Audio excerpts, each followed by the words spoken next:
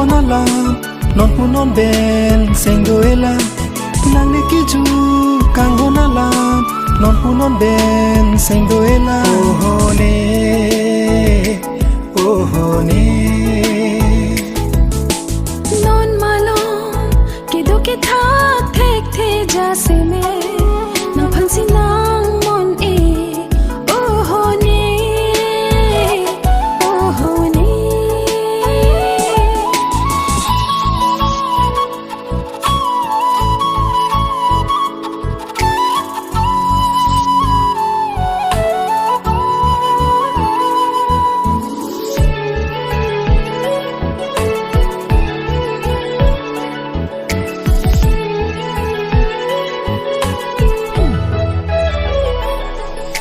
Ciklo penatur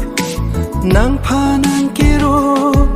lasi nang raje muma puan keme mante dream ho phari ong miru nang lam pen nang lon athik to tu Ciklo penatur nang panang kero lasi nang raje muma puan keme mante dream ho phari ong miru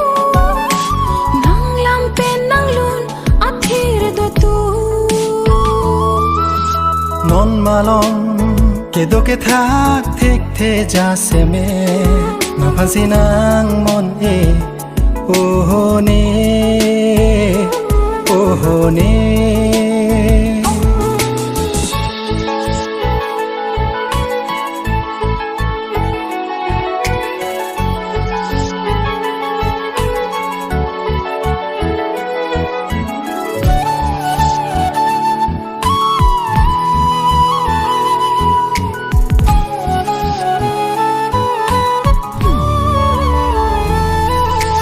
Malam sekali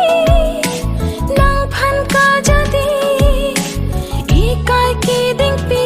aphan pusi sengche thelone tiniyarani e thaga sini sakhi doji Malam sekali nang phan ka jadi ikai ki ding pi aphan pusi sengche thelone tiniyarani e thaga sini sakhi doji non malong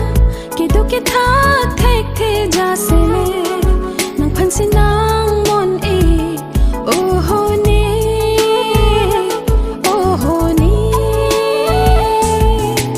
non malong kedo ke thak thek the jase me nang phan si nang mon e ohone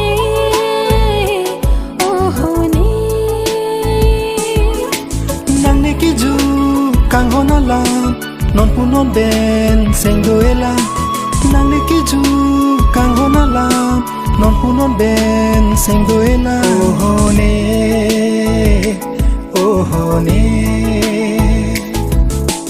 non malong kedo ke thak thek the jase me nang phan si nang mon e ohone